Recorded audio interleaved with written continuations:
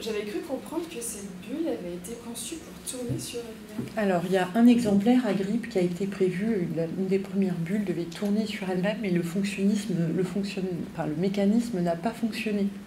Et donc, ils ont abandonné ce projet au bout de quelques jours. Mais ça concernait seulement une bulle.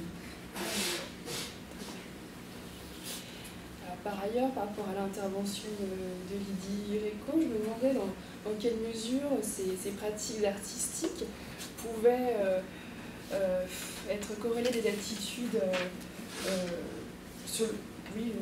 s'inscrire dans des modalités relevant du pastiche ou encore de la parodie de la part de ces artistes conservateurs. Oui, les premiers donc, les conservateurs. Pastiche, je crois avoir essayé de montrer que justement, il y a un environnement muséal qui est pris en compte par les artistes là des années 60. Je me suis limitée à Brotart et Spoeri, il y en a d'autres. D'autres musées d'artistes, je veux dire, il y en a beaucoup. Je pense que ils ne sont justement pas, en fait c'est un peu paradoxal, ils sont justement pas dans la copie, mais plutôt dans la saisie de cet environnement qui donc pose problème d'un point de vue, disons plus généralement social et politique, au moment où ça se déclare, parce que les musées n'intègrent pas l'art contemporain, en gros, hein, c'est ça en Europe, hein, le problème, et que donc les artistes n'y trouvent pas leur place. Donc ils passent par le musée qu'ils tirent finalement, enfin qu'ils prennent comme cible, de manière à marquer effectivement un malaise sociétal plus général autour de la création.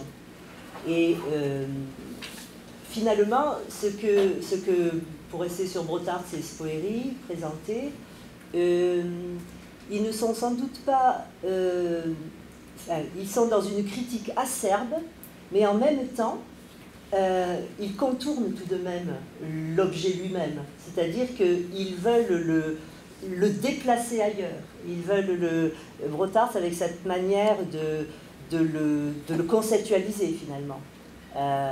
Nous fait quitter les objets, quitter le lieu même, puisque tout est en déplacement, en mouvement, dans la constant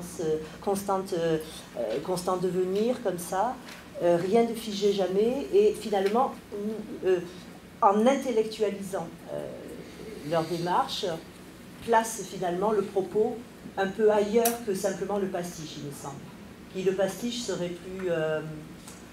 rejouer, recopier d'une manière, je verrais beaucoup plus de simulation ou de ce genre de choses. Tandis que là, ce sont plutôt des démarches qui modifient le point de vue sur l'objet lui-même. Donc, en effet, c'est vraiment un après qui permet d'enclencher une réflexion et donc de dépasser finalement l'objet lui-même, le musée. Ouais. Il me semble.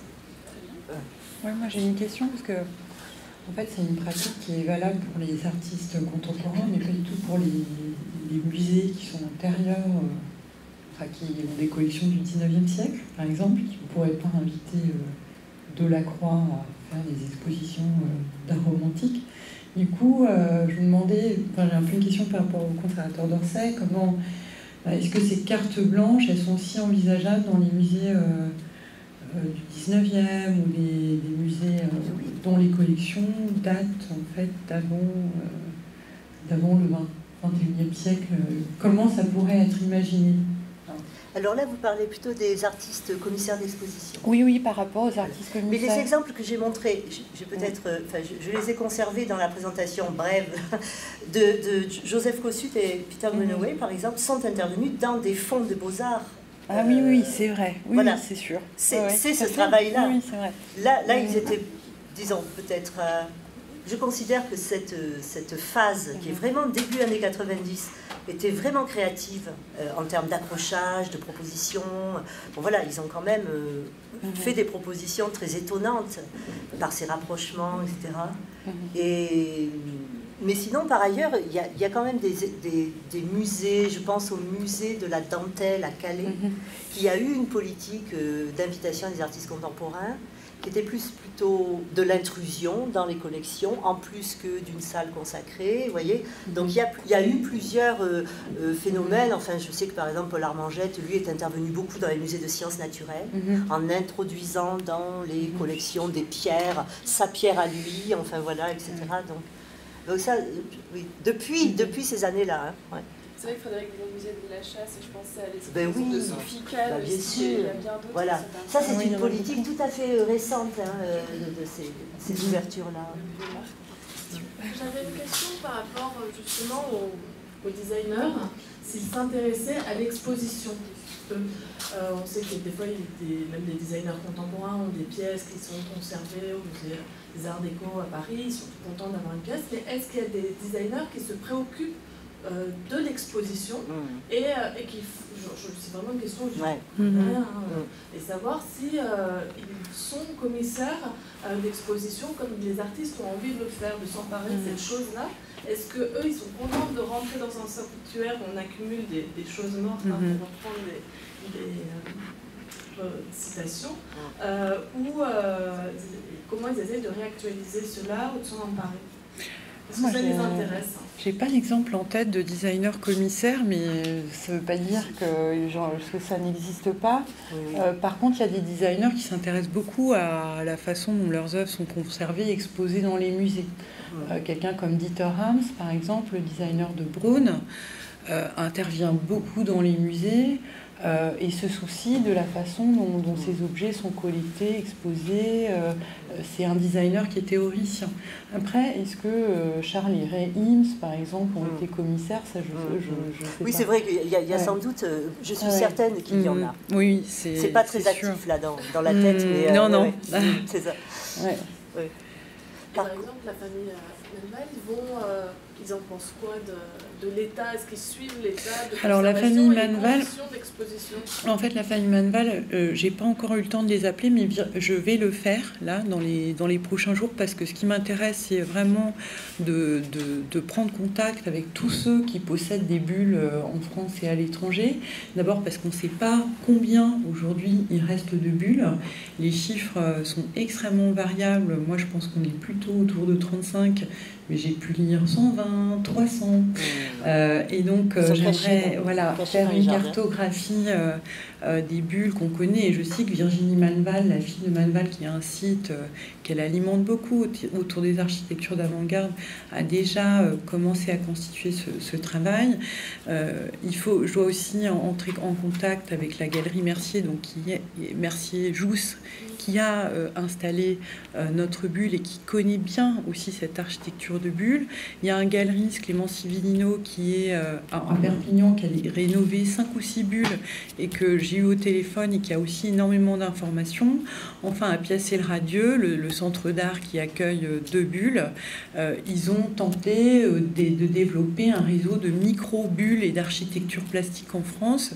Donc moi, je viens d'arriver en poste et ce qui m'intéresse dans le cadre du chantier de restauration qu'on va conduire, c'est vraiment de rentrer dans ce réseau et d'en avoir une vision aussi forte, avec des contacts, des gens que je peux appeler, que je peux mobiliser pour reconstituer l'histoire de cette bulle. Mais c'est un travail en cours en fait. Quelle est la responsabilité de la galerie Jousse par rapport à l'acquisition? Moi, je mets en accusation personne. Peut-être que des choses n'ont pas été anticipées au montage et que les connaissances à ce moment-là n'étaient pas suffisantes. C'est facile, 10 ans plus tard, de dire que la galeriste a mal fait ou le musée a mal fait.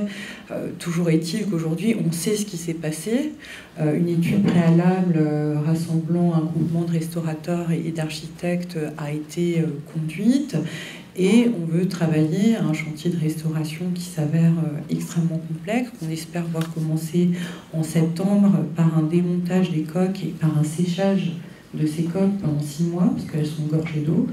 La deuxième phase consistera en un remontage, une remise en conservation et un remontage des bulles, de la bulle.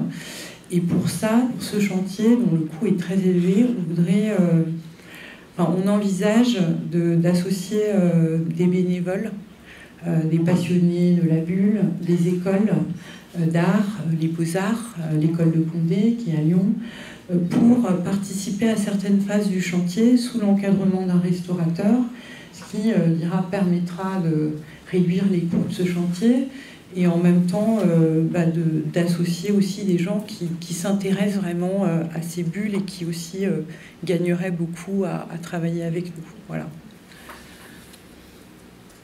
bon chantier de recherche pour un étudiant en master. Oui, pourquoi pas, parce que tout n'est pas sorti sur ces bulles en fait. Il y a vraiment encore des archives qui sont pas connues. Voilà, c'est vraiment le début d'une histoire. Merci beaucoup.